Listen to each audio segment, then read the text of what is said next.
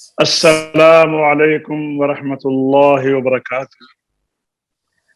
درس قرات کے گزشتہ سبق میں کل ہم نے تعوذ یعنی اعوذ باللہ من الشیطان الرجیم کے سلسلے میں سبق پڑھا تھا۔ کل والے سبق کا خلاصہ مختصراً میں آپ کی خدمت میں عرض کرتا ہوں کہ دیکھیے، اعوذ باللہ من الشیطان الرجیم، اس کو عوام الناس کی زبان میں اعوذ باللہ من الشیطان الرجیم کہا جاتا ہے، اور قراء اور تجوید کی زبان میں استعاذہ یا تعوذ کہا جاتا ہے۔ اب اس کی ضرورت کیا ہے؟ جس وقت ہم کسی کار خیر کا ارادہ کا اچھا پڑھیے ذرا۔ جی، جس وقت ہم کسی کار خیر کا ارادہ کرتے ہیں تو ہم اللہ کی پناہ لیتے ہیں اور اپنے دشمن شیطان سے اللہ سے بچاؤ طلب کرتے ہیں، اور ہم یہ اعوذ باللہ من الشیطان الرجیم پڑھ کر کرتے ہیں۔ اسی کلام کو استعاذہ اور تعوذ کہتے ہیں۔ قرآن کریم پڑھنا اور اس پر عمل کرنا یہ ایک بڑا اہم عمل خیر ہے جس کا مسلمانوں کو حکم دیا گیا ہے۔ اس لیے قرآن کریم پڑھنے والے کو چاہیے کہ قرآن شریف پڑھنے سے پہلے اعوذ باللہ من الشیطان الرجیم پڑھے۔ میں نے کل یہ عرض کیا تھا کہ جس طرح قرآن کریم کے آداب میں اس کو چھونے کے لیے وضو کرنا ضروری ہے، اسی طرح قرآن کریم کو زبان پر لانے کے لیے زبان کا وضو ہے، تو اعوذ باللہ من الشیطان الرجیم پڑھتے ہیں۔ یہ کوئی دوست ہیں، یہ اوپر لائنیں لگا رہے ہیں، مہربانی کر کے یہ اس کو ختم کریں، یہ نہیں کریں۔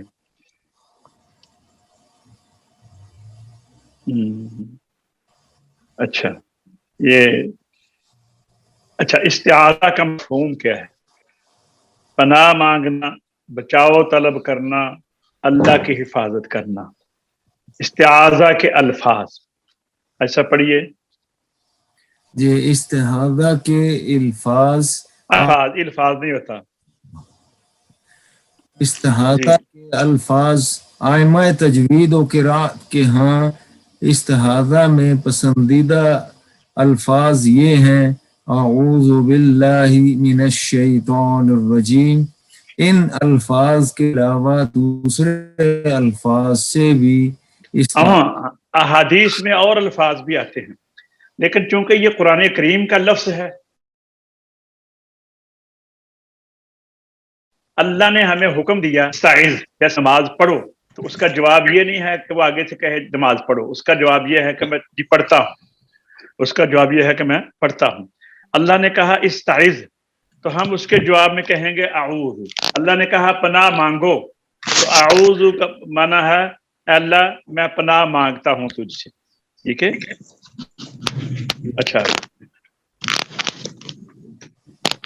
اسی طرح اعوذ باللہ من الشیطان الرجیم یہ لفظ ہے قرآن کریم، اور احادیث میں اور بھی آتے ہیں اعوذ باللہ السمیع العلیم من الشیطان الرجیم، اسی طرح اعوذ باللہ القوی من الغوی، یہ دوسرے الفاظ بھی آتے ہیں قرآن میں۔ لیکن اب آئیے، سب سے چونکہ قرآن کے الفاظ ہیں اعوذ باللہ من الشیطان الرجیم استعذ باللہ، تو سب سے بہتر یہی ہے کہ انہی الفاظ سے تعوذ کو پڑھا جائے۔ اب یہ ہے استعاذہ کیسے کیا جائے۔ قرات شروع کرنے سے پہلے تعوذ پڑھنے کے دو طریقے، ایک یہ ہے کہ بلند آواز سے، ایک یہ ہے کہ آہستہ آواز سے۔ تو بلند آواز سے کہاں ہے؟ دو جگہ ہیں بلند آواز کو سے پڑھنے کے ساتھ۔ ایک تو جب آدمی کسی مجلس میں کسی کو دعوت دی جاتی ہے کہ آئیے جی تلاوت کیجیے، اب چونکہ اس نے بلند آواز سے قرآن کریم کی تلاوت کرنا ہے تو وہ استعاذہ بھی بلند آواز سے کرے گا، کیونکہ اگر وہ بلند آواز سے نہیں کرے گا، منہ میں پڑے گا، تو لوگوں کو نہیں پتہ چلے گا، لوگ یہ سمجھیں گے کہ اس نے تعوذ نہیں پڑھا۔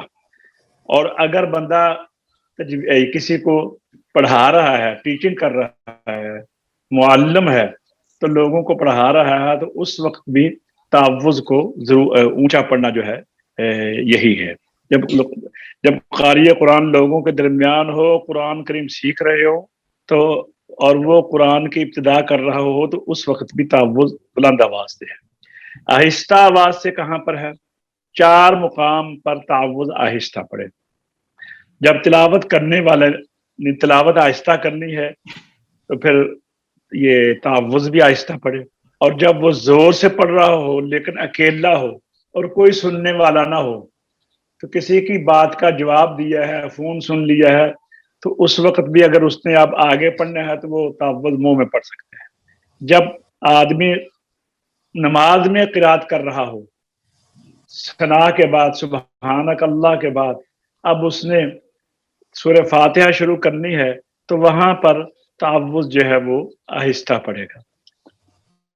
اور اگر نماز سری ہے پھر بھی آہستہ ہے، جہری ہے پھر بھی آہستہ ہے. اسی طرح جب جماعت کے درمیان بیٹھا پڑھ رہا ہو اور لوگ سیکھ رہے ہوں اور وہ تلاوت کی ابتدا نہ کر رہا ہو، درمیان میں کبھی کسی کو سبق پڑھا رہے ہیں، کبھی کسی کو پڑھا رہے ہیں، تو وہاں پھر اب ضرورت نہیں ہے. اب استعاذہ کا حکم کیا ہے؟ قرآن کریم پڑھنے سے پہلے اللہ تعالیٰ نے استعاذہ کا حکم دیا ہے. جیسے قرآن کریم میں آتا ہے فَإِذَا قَرَأْتَ الْقُرْآنَ فَاسْتَعِذْ بِاللَّهِ مِنَ الشَّيْطَانِ الرَّجِيمِ. جی، اور جب تم قرآن شریف پڑھنے لگو تو شیطان مردود سے پناہ مانگ لیا. سورہ نحل.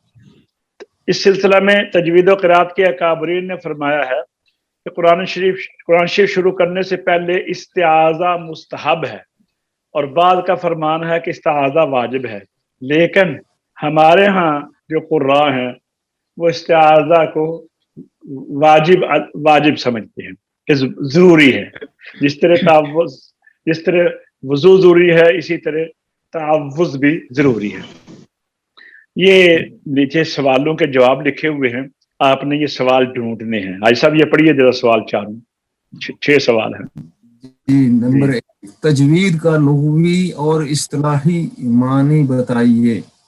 ہاں، یہ آپ نے پڑھا ہوا ہے تجوید کے ابتدائی باتوں میں، اس میں دیکھنا ہے آپ. جی. نمبر 2، تجوید کا موضوع، اس کا فائدہ اور اس کی فضیلت بیان کیجیے. ہاں، موضوع کی تعریف میں نے کل بتائی تھی. کسی چیز کے ذاتی حالات سے کسی علم میں بات چیت کی جائے، اس چیز کو اس علم کا موضوع کہتے ہیں. اور علم تجوید کا موضوع حروف تہجی الف سے یا تک ہے. یہ آگے چلیے. جی. نمبر 3، تجوید علمی اور تجوید عملی کے حکم کی وضاحت کیجیے. ہاں، تجوید علمی ہے وہ فرض کفایہ ہے، اور تجوید عملی جو ہے وہ فرض عین ہے ہر شخص. جی. نمبر 4، قرآن شریف پڑھنے اور سننے کے آداب بیان کیجیے. آداب ہم نے یہاں پہ بیان کیے ہیں آگے، کہ سب سے پہلے باوضو ہو، قبلہ رو ہو کر بیٹھے، اللہ تبارک و تعالیٰ کی یہ رضا جو ہے وہ مقصود ہو، اخلاص ہو، محبت ہو. اور پھر اعوذ باللہ من الشیطان الرجیم، یہ بھی قرآن کریم کے آداب میں آتا ہے. تلاوت کے دوران نہ ہنسے، نہ کھیلے، نہ باتیں کرے. مکمل اس کے لیے یہی ہونا چاہیے کہ جیسے میں اپنے رب سے سرگوشیاں کر رہا ہوں. جی. آگے. نمبر 5، استعاذہ کا حکم بیان کیجیے، نیز بتائیے کہ اس کے پسندیدہ الفاظ کون سے ہیں. ہاں، استعاذہ کا حکم یہ ہے کہ یہ واجب ہے، اور الفاظ ہیں اعوذ باللہ من الشیطان الرجیم. اس کے علاوہ اور الفاظ بھی احادیث میں آتے ہیں جو بتا دیے گئے ہیں. جی. نمبر 6، استعاذہ کب بلند آواز سے اور کب آہستہ آواز سے ہوگا. یہ بتا دیا گیا ہے کہ جب بلند آواز سے تلاوت کر رہا ہو تو استعاذہ بھی بلند آواز سے ہے. جب استاد بچوں کو پڑھا رہا ہو وہاں پر بھی استعاذہ بلند آواز سے ہے. اور آہستہ کہاں ہے؟ کہ جب وہ اکیلا تلاوت کر رہا ہو، یا بسم اللہ یا نماز کے اندر وہ سری ہو یا جہری ہو، اکیلا ہو، مقتدی ہو یا امام ہو، تو بلند آواز سے استعاذہ نہیں پڑھیں گے، آہستہ پڑھیں گے. اب آئیے ہم تسمیہ اور بسملہ، اس کو عرف عام میں لوگ بسم اللہ کہتے ہیں، بسم اللہ الرحمن الرحیم، اور قراء کی اصطلاح میں تسمیہ یا بسملہ، یا ایسا پڑھیے تسمیہ یا بسملہ. حافظ عمر صاحب ہیں، جی حافظ جی صاحب جی آپ پڑھیے جی تسمیہ. تسمیہ یا بسملہ. بسم اللہ الرحمن الرحیم. اچھا، یہ الفاظ جو ہے اللہ نا، یہ الفاظ یہ قرآن کریم میں ہے. انہو من سلیمان، سورہ نبل، و انہو بسم اللہ الرحمن الرحیم. سب سے یہ اتنے مقدس، اتنے بابرکت ہیں کہ اس کے حضور پاک نے فرمایا جب بھی کوئی کام، نیک کام کرو تو اس کا آغاز بسم اللہ الرحمن الرحیم سے کیا کرو. یہ پیغمبروں کی بھی سنت ہے. سلیمان علیہ السلام نے خط لکھا، لیٹر لکھا ملکہ بلقیس کو، تو وہاں پر بسم اللہ سے ہے. پیغمبروں، پہلے پیغمبروں کی بھی سنت ہے، حضور پاک کی بھی سنت ہے، اور حضور پیارے آقا علیہ السلام کا فرمان ہے. جی پڑھیے آپ. اللہ سبحانہ و تعالی جو رحمان دنیا اور رحیم آخرت ہے، ہاں اس نے اپنے قرآن کریم ہر سورت کو بسم اللہ الرحمن الرحیم سے شروع کیا. ہاں، یہ سوائے دیکھو نا، یہ سورۃ بسم توبہ. اللہ الرحمن الرحیم، یہ اللہ کا رحم جو ہے نا، یہاں پر رحمان، یہ جو دنیا کے اندر اللہ جتنے بھی کرم کرتا ہے، میری بانیاں فرماتا ہے، رحم فرماتا ہے، یہ الرحمن علماء فرماتے ہیں کہ یہ دنیا کے لیے اس کی رحمت کا باعث ہے. اور الرحیم جب کل قیامت ہوگی تو وہاں پر اس کی رحمت کی ضرورت ہوگی، تو وہاں پر وہ یہ الرحیم، یعنی اس کے اندر دنیا و آخرت دونوں کی جب بندہ شروع کرتا ہے، اور دنیا اور بسم اللہ الرحمن الرحیم سے شروع کیا ہے، سوائے سورہ توبہ کے. توبہ.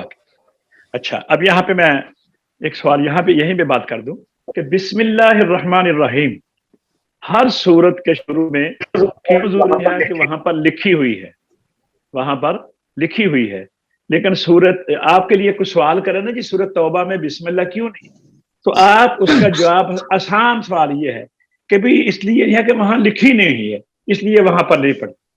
ٹھیک ہے، تو جب وہ وہیں سے شروع کرو یا سورت توبہ کے درمیان سے شروع کرو، تو پھر اس نظریے سے پڑھ لو کہ بھی اللہ کا نیک کام ہے، نیک اس سے زیادہ نیک کیا ہے. تو تلاوت شروع کر رہے ہیں تو حضور کا فرمان ہے کہ جب ایک کام کرو تو بسم اللہ الرحمن الرحیم پڑھ لو. لیکن بنیت سورت، جب کسی سورت کو شروع کرو بنیت سورت، تو پھر بسم اللہ الرحمن الرحیم. باقی امام عاصم رحمۃ اللہ علیہ کے نزدیک ہر سورت کے شروع میں بسم اللہ ضروری ہے، اور باقی کچھ ائمہ ہیں وہ بسم اللہ الرحمن الرحیم کو سورت کا حصہ نہیں سمجھتے. لیکن ہم جو قرات پڑھتے ہیں اس کے نزدیک ہر سورت کے شروع میں بسم اللہ فاتحہ، تو بسم اللہ الرحمن الرحیم پڑھتے ہیں، اور جب اس کے بعد کو سورت شروع کرتے ہیں تو وہاں پر بھی بسم اللہ الرحمن الرحیم پڑھتے ہیں. آگے چل کر ہم اس کے وجوہات بیان کریں گے کہ حضرت امام اعظم رحمۃ اللہ علیہ یا حضرت امام عاصم جو قرات کے امام ہیں، امام اعظم رحمۃ اللہ علیہ فقہ کے امام ہیں، ان کا درمیان جو ہے وہ کس طرح مطابقت ہے. تو آئیے اب آگے چلتے ہیں. جی، تاکہ قرآن کا قاری یہ محسوس کرے کہ وہ ہمیشہ اللہ تعالیٰ کی رحمت سائے میں تلاوت و قرآن کے ذریعے سے اپنے رب سے سرگوشی کر رہا ہے. قرات کے جن 3 اماموں کے نزدیک یہ جملہ قرآنیہ ہے، ان میں ہمارے امام حضرت امام عاصم کوفی رحمۃ اللہ تعالی علیہ بھی ہاں. ہے. اب آپ کو سمجھ آئی ہے بات کی کہ سبا قرات میں سے 3 امام ایسے ہیں کہ جو بسم اللہ الرحمن الرحیم کو ہر سورت کا جز سمجھتے. سمجھ آئی بات کی؟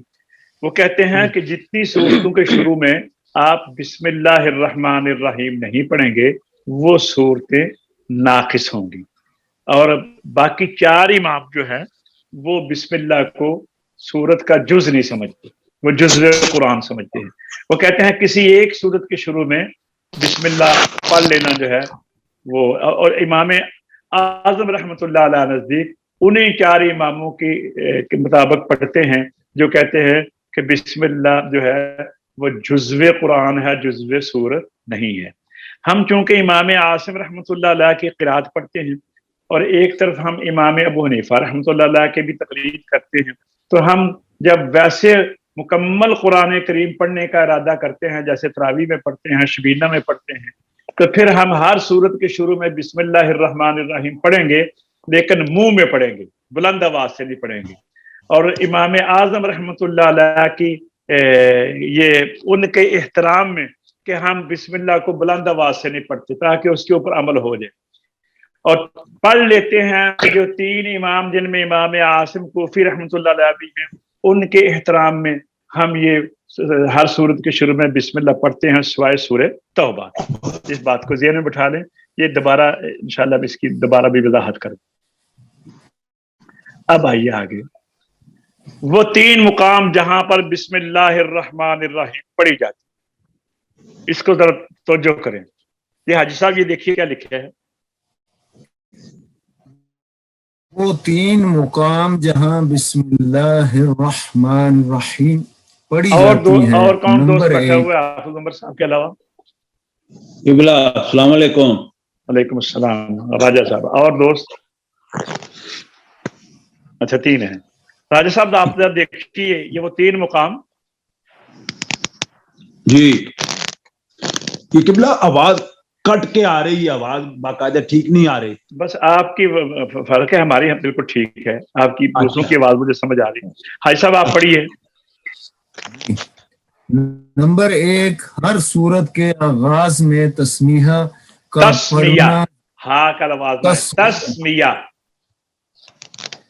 ہر صورت کے آغاز میں تسمیہ کا پڑھنا ضروری ہے سوائے سورہ توبہ کے. سورہ توبہ میں اس لیے نہیں پڑھی جاتی کہ اس کے ساتھ تسمیہ کا نزول نہیں ہوا. اب یہاں بات چکی, یہ کون کہہ رہے ہیں؟ وہ جو 3 امام ہیں جن میں ہمارے امام عاصم کوفی رحمۃ اللہ علیہ بھی ہیں. کیا نام ہے ہمارے امام کا؟ امام عاصم کوفی. امام عاصم. اس لیے کہتے ہیں قرات امام عاصم. کیا کہتے ہیں؟ قرات امام عاصم. اور ان کے شاگرد جو ہم روایت پڑھتے ہیں اس روایت کا نام ہے روایت امام حفص. ٹھیک ہے, تو ان کا یہ نظریہ ہے کہ ہر صورت کے شروع میں بسم اللہ اس لیے ضروری ہے, تسمیہ اس لیے ضروری ہے کہ ہر صورت کے شروع میں تسمیہ نازل ہوئی ہے, لیکن سورۃ توبہ کے شروع میں اس لیے نہیں لکھی جاتی کہ وہاں پر نازل نہیں. ٹھیک ہے جی. جی حاج صاحب آگے پڑھیے. نمبر 2 صورتوں کے درمیان جب پہلی صورت ختم ہو جاتی ہے تو دوسری صورت کا آغاز بسم اللہ الرحمن الرحیم سے ہوتا ہے, مگر جی جب سورہ انفال کے بعد سورہ توبہ کا آغاز ہوتا ہے تو تسمیہ نہیں پڑھی جاتی. اس کے یہاں تسمیہ نہ پڑھنے کی وجوہات کا آگے بتائیں گے ہم آپ کو. اب یہاں پر دیکھیے بسم اللہ حد فاصل ہے. اس چیز کی علامت ہے کہ پہلی سورہ فاتحہ ختم ہو گئی, اب بقرہ شروع ہو گئی تو بسم اللہ پڑھتے ہیں. بقرہ ختم ہو گئی, اب آل عمران شروع کرتے ہیں. تو سورہ توبہ سے پہلے انفال جب ختم ہوتی ہے تو بسم اللہ اس لیے قراء کہتے ہیں, ائمہ کہتے ہیں کہ یہ اسی کا حصہ ہے سورہ توبہ سورہ انفال. ایک وجہ تو یہ بیان کی جاتی ہے کہ چونکہ سورت اسی کا حصہ ہے لہذا بسم اللہ کی ضرورت نہیں ہے. تو دوسرے یہ ہے کہ جہاد و قتال کا تذکرہ ہے اس میں, اور اس میں سورہ آیا رحمت ہے, تو اس لیے نہیں ہے. یہ آگے چل کے اس کی تفصیل بیان کریں گے. یہ سب آگے پڑھیے. نمبر 3 وسط صورت سے تلاوت کی ابتدا کی صورت میں تسمیہ پڑھنے اور نہ پڑھنے کا اختیار ہے. اب اس کے اوپر ذرا ضرور غور کرو. یہ 3 باتیں ہیں نا, تو ہر صورت کو جب ہم قرآن پاک کی تلاوت شروع کریں اور سورت سے شروع کریں تو اسے کہتے ہیں ابتدائے تلاوت، ابتدائے سورت. سمجھا گئی نا بات؟ ہر سورت کے آغاز میں، ٹھیک ہے نا، جب تلاوت شروع کی ہے تو اسے کہتے ہیں ابتدائے تلاوت، ابتدائے سورت. اور اگر دو صورتوں کے درمیان میں پہلی صورت ختم ہو گئی، دوسری شروع ہو رہی ہے، اسے کہتے ہیں درمیانے تلاوت، ابتدائے سورت، کہ تلاوت کے درمیان میں سورت کا آغاز. نمبر 3 آ گیا ہے کہ ہم نے شروع کرنا ہے کہ سورت کے درمیان سے، اسے کہتے ہیں ابتدائے تلاوت، درمیانے سورت. اب پہلا جو ہے اس میں بسم اللہ ضروری پڑی جائے گی، دوسری جو ہے اس میں بھی بسم اللہ ضروری پڑی جائے گی لیکن سوائے سورہ توبہ کے، تیسری جو ہے اس میں بسم اللہ میں اختیار ہے، پڑھو چاہے نہ پڑھو. اس کی اب آگے اور دوبارہ تفصیل آتی ہے.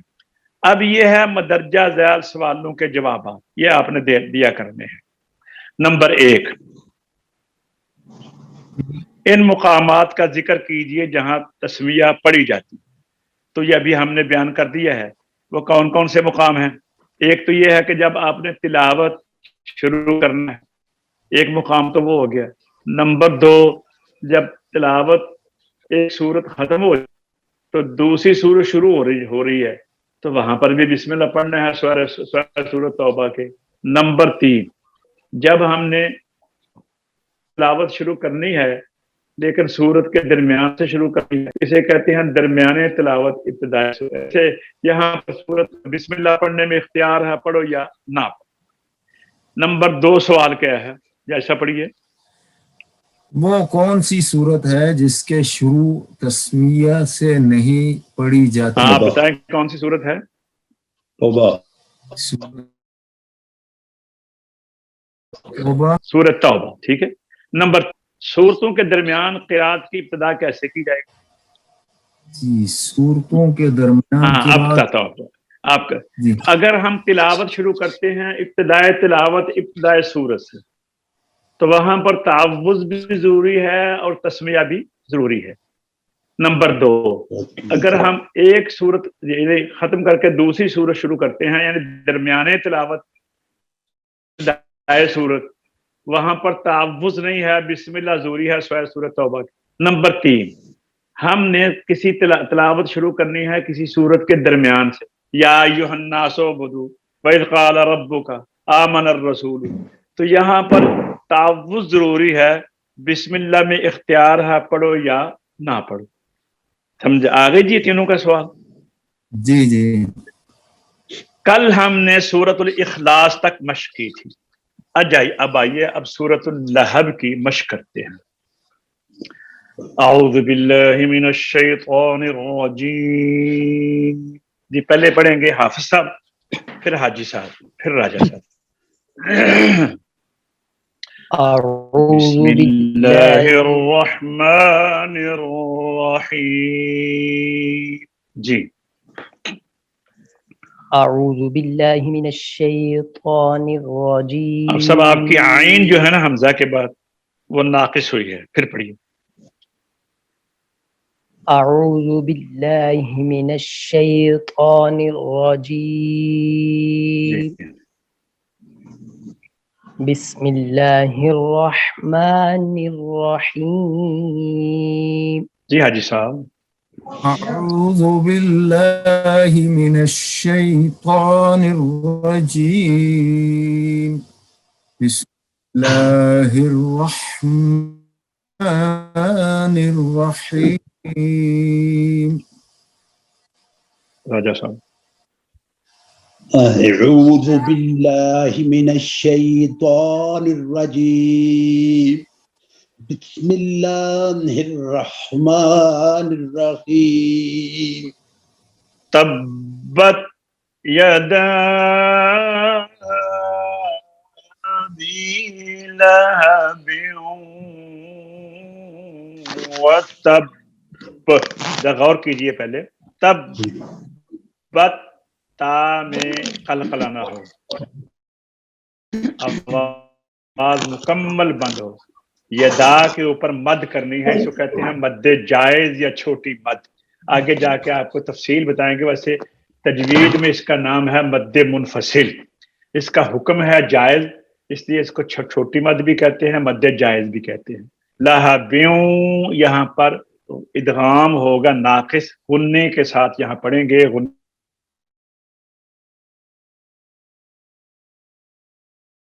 غنہ کی مقدار ایک الف. وہ تب کریں گے، تب یعنی ہونٹوں کو دبا کر پھر ہونٹوں کو کھولنا ہے. سنیے دوبارہ. تبت یدا ابی لہب وتب. جی تبت یدا ابی لہب وتب. جی اچھا. بت یدا ابی لہب وتب. آج صاحب آپ نے ہاتھ کی جگہ ہا پڑھ دی، پھر پڑھی. تبت یدا ابی لہب وتب. اگر کوئی غلطی کرتے ہیں نا تو وہ فائدہ یہ ہے کہ اس کی جب تصحیح کی جاتی ہے تو جو سننے والے ہوں گے ان کو بھی محسوس ہوگا کہ یہاں پہ یہ غلطی فائدہ دیتی ہے. یہاں یہ راجہ صاحب. تبت یدا ابی لہب وتب. ماشاء اللہ. ماں کے اوپر وہی مد جائز، مد منفصل یا چھوٹی مد. ٹھیک ہے. اس کے بعد ہے اغنا.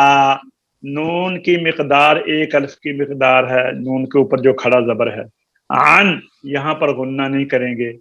مالو لام کی پیش کو لمبا نہیں کرنا، اور ہو کی الٹی پیش کی مقدار ایک الف. وما ایک الف کی مقدار. کسب با کے اوپر اب غور کرنا ہے کہ جیسے ہم نے تب کے اوپر یہ شد کی وجہ سے سختی کی تھی، یہاں پر وہ نہیں کرنی. اب یہاں پر با نرمی سے پڑھی جائے گی. ما اغنا عنہ مالہ وما کسب. جی ما اغنا عنہ مالہ وما کسب. اچھا. اغ نہیں کرنا، غین میں قلقلہ نہیں ہوتا. غور کریں. اغنا یہ صحیح ہے، اغنا یہ غلط ہے. ما اغنا عنہ مالہ وما کسب. جی ما اغنا عنہ مالہ وما کسب. ما اغنا عنہ مالہ وما کسب. کسب. کسب وہ لہجے اٹھن کھول دیں. بولیے پھر. ما اغنا عنہ مالہ وما کسب. جی راجہ صاحب. ما اغنا عنہ مالہ وما کسب. ٹھیک ہے. اب سین کی آواز باریک ہوگی، باریک سیٹی. آگے صاد کو پر کرنا ہے. سیوس سیوس لا نا لا اور نا ایک جیسا لمبا کرنا ہے. سیوس لا نا راں. جس سے اس کی آواز اس طرح ہے جیسے اردو میں ہم کہتے ہیں کنواں کنواں. ٹھیک ہے نا. کنول ناران. یہ ناک میں آواز چلی جاتی. ذاتہ میں ذال کی آواز کو سخت نہیں کرنا. لہب اور ہا کے اندر ہا میں تبدیلی نہ ہو جائے. توجہ کریں. سیصلی نارا ذات لہب. سيصلى نارا ذات لهب. جی سيصلى نارا ذات لهب.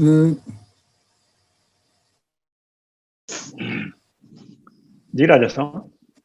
سيصلى نارا ذات لهب. ماشاء اللہ راجا صاحب کے اوپر بڑا فرق پڑ رہا ہے. وم رأتو. اچھا دیکھیں یہ ہا کے اوپر جو الٹی پیش ہے نا، الٹی پیش ہو کھڑی زیر ہو، دو الٹی پیش اور کھڑی زیر، زبر نہیں میں نے کہا، یہ ان دونوں کو جب وقف کریں تو یہ ختم ہو جاتی ہیں.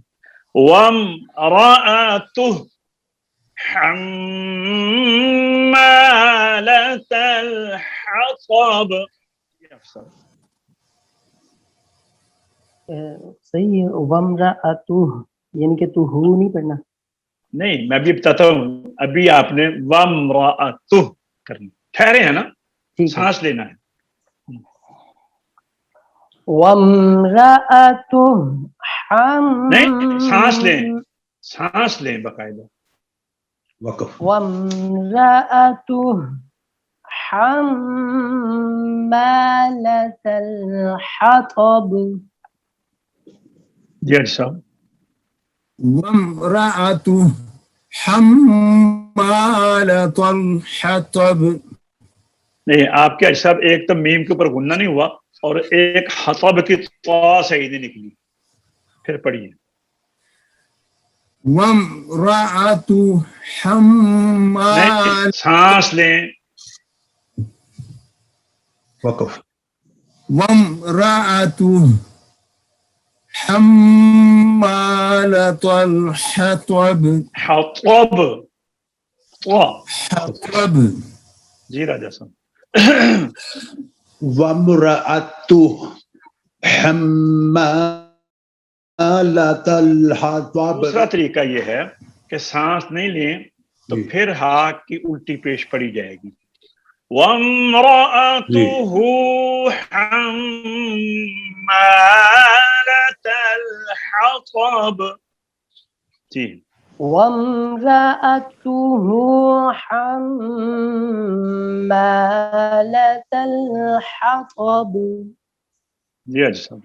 وامرأته حمالة الحطب.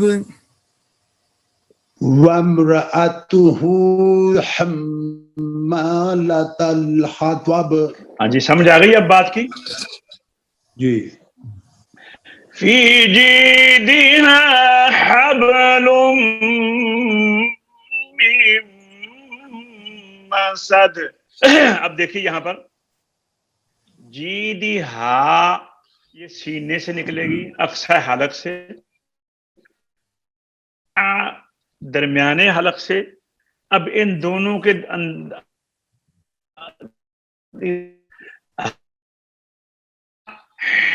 کیونکہ ساتھ ساتھ آ رہے ہیں نا، لم پہ بھی غنہ ہے، میم پہ بھی غنہ ہے. فی جیدہا حبل من مسد. في جيدها حبل من مسد. جی اچھا. في جيدها حبل من مسد. جی راجا صاحب. في جيدها حبل من مسد. یہ اب سب آپ ساری صورت پڑھیں لہجے سے، توجہ سے، خوبصورت کر کے. بسم اللہ کے ساتھ. بسم الله الرحمن الرحيم.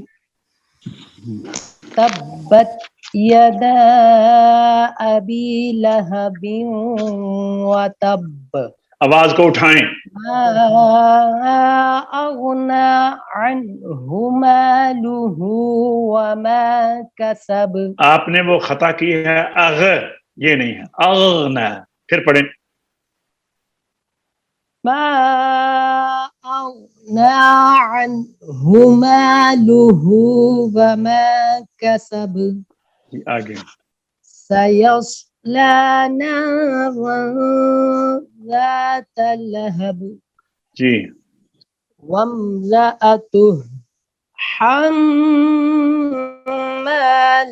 الحطب جی في جيدها حبل من مسد صدق اللہ العظیم.